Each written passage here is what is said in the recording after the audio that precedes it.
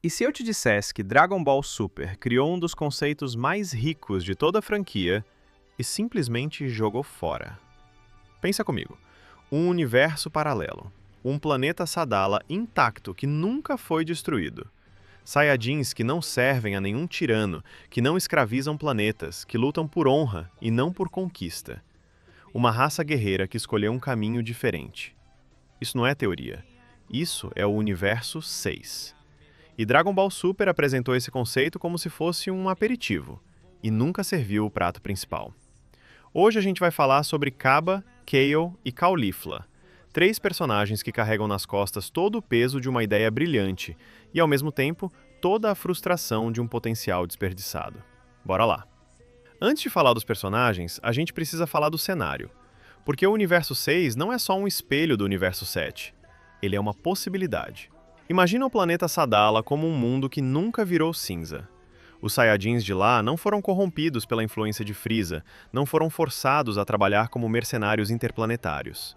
Eles construíram uma civilização própria, com hierarquia, código de honra, uma estrutura de guerreiros que vive para evoluir. Isso levanta perguntas que Dragon Ball Super nunca teve coragem de responder. Como funciona a sociedade Saiyajin no Universo 6? Existe nobreza? Existe uma elite guerreira como no Universo 7? Os Saiyajins de lá treinam com disciplina ou lutam por instinto? Quais são os conflitos internos desse planeta? Quem manda? O que define força nessa cultura? São perguntas que, se respondidas, dariam material para uma saga inteira. Uma saga que talvez seja a mais interessante que Dragon Ball poderia contar hoje. E a franquia mal tocou no assunto. O Torneio do Poder nos deu flashes, pedaços, personagens que chegaram com potencial enorme e saíram como figurantes glorificados. E é aí que a gente entra nos três nomes que estamos aqui para analisar. Um Saiyajin jovem, disciplinado, que carrega respeito e honra como valores genuínos, não como performances. Ele não é arrogante como Vegeta era no início, não é ingênuo como Goku. Ele é um guerreiro que cresceu num planeta diferente, com valores diferentes, e isso deveria torná-lo fascinante. E num primeiro momento, funciona. A dinâmica dele com Vegeta no torneio entre o Universo 6 e 7 é um dos momentos mais inesperadamente tocantes de Dragon Ball Super. Vegeta adotando Cabba como uma espécie de pupilo, prometendo ajudar a encontrar o Super Saiyajin, aquilo tinha peso, tinha emoção real. Mas é exatamente aí que Dragon Ball enterra Cabba. Porque depois desse momento, o que acontece com ele? Nada. Ou quase nada. Cabba aparece, luta um pouco, é eliminado, e some do radar como se nunca tivesse importado. E o problema não é só a falta de tempo de tela.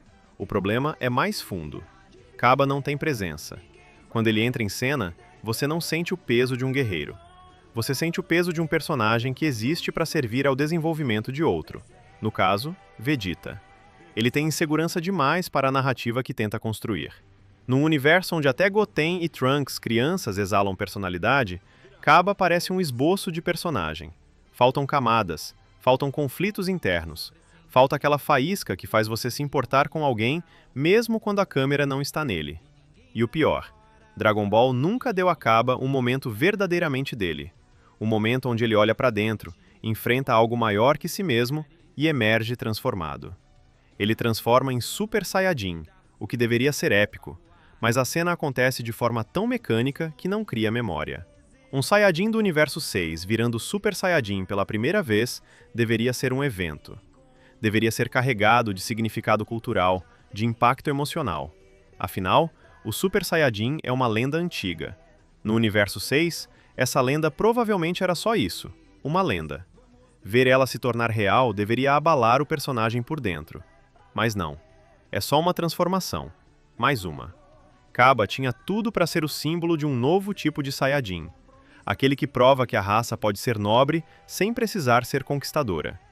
Mas Dragon Ball não soube o que fazer com essa ideia. E o personagem ficou preso num limbo narrativo. Grande demais para ser descartado, pequeno demais para ser lembrado. Agora vamos falar de Kale. E eu preciso ser honesto aqui. Kale tem um dos conceitos mais interessantes dos três. Uma Saiyajin tímida, insegura, que carrega dentro dela um poder absolutamente devastador. O equivalente funcional de um Brawls feminino, mas com um contexto emocional completamente diferente. O núcleo da ideia é bom. uma guerreira que não acredita em si mesma, mas cujo corpo reage ao perigo com uma força incontrolável e assustadora. Isso é material para um arco rico, para um crescimento que vai da fragilidade à autodescoberta, para uma jornada onde aprender a controlar o poder e aprender a se respeitar são a mesma coisa. E então chegamos a Caulifla, a mais comentada dos três, e também a mais superestimada pelo próprio fandom. Sim, eu disse isso. Caulifla tem presença, isso é inegável. Ela entra em cena e você percebe. Tem energia, tem atitude, tem uma confiança que ocupa o espaço. E no universo de Dragon Ball Super, onde vários personagens parecem existir só para ficar em segundo plano, isso já é alguma coisa.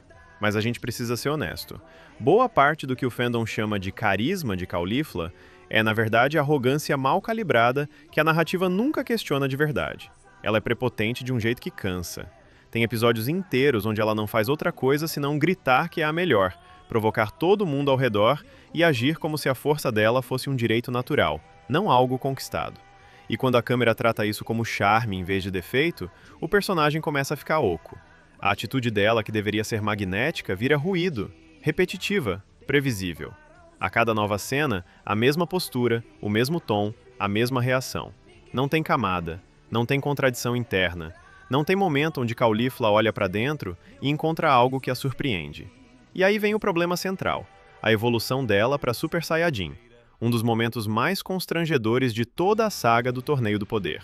Em Goku, a transformação custou anos e a morte de um amigo.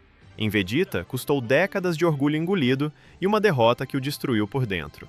Em Caulifla, custou uma dica de Goku sobre como relaxar as costas. Isso não é só a preguiça narrativa, é um insulto à própria mitologia que Dragon Ball construiu ao redor dessa transformação.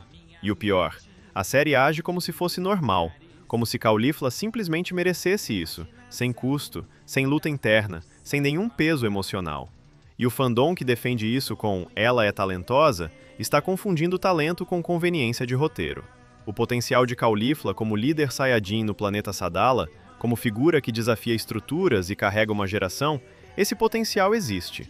Mas existir no papel e ser desenvolvido são coisas completamente diferentes. Caulifla ficou sendo um personagem de momentos, aquele tipo que funciona em GIFs, em compilações de melhores cenas, em clipes de 10 segundos. Mas quando você para analisar o arco dela de verdade, não tem arco, tem pose. E pose sem substância não é personagem, é estética. Vamos dar um passo atrás e olhar para o quadro maior. Dragon Ball criou o planeta Sadala como um lugar de possibilidades infinitas. Um planeta Saiyajin que sobreviveu. Uma civilização que evoluiu sem trauma de genocídio, sem o peso de Frieza, sem a sombra do Universo 7. Imagina uma saga em Sadala. Imagina ver como os Saiyajins de lá treinam. Se é num sistema de clãs, de hierarquia militar, de desafios rituais. Imagina conflitos internos, guerreiros que querem romper com a tradição, líderes que precisam decidir entre isolar o planeta ou se conectar com outros universos. Imagina um jovem Cabba tendo que provar o valor dele perante um conselho de veteranos céticos. Imagina Caulifla enfrentando as estruturas de poder de Sadala, talvez sendo vista como ameaça justamente por ser forte demais, carismática demais, independente demais. Imagina Kale num arco de autodescoberta que acontece dentro da cultura Saiyajin do Universo 6, aprendendo que o poder dela não é uma maldição, mas uma responsabilidade que pertence à história do povo dela. Isso seria Dragon Ball em seu melhor. Aventura, lore, emoção, poder com significado. Mas ficou no imaginário. E mesmo depois de tudo isso, de toda essa análise, de toda essa frustração, eu ainda acredito que esses personagens têm futuro. Goten e Trunks crescidos, numa eventual saga em Sadala, poderiam funcionar como catalisadores perfeitos. Não como heróis que chegam para salvar o dia, mas como guerreiros jovens que chegam para aprender, para se chocar com uma cultura Saiyajin que nunca conheceram.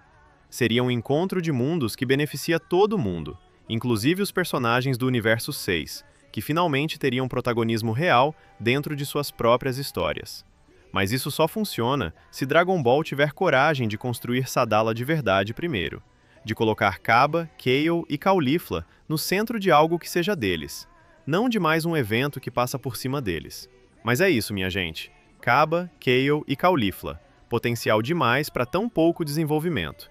Concorda comigo? Discorda? Deixe a sua opinião nos comentários. Quero muito saber o que vocês acham sobre o futuro dos Saiyajins do Universo 6. Não se esqueça de seguir a Cristo. Até o próximo vídeo.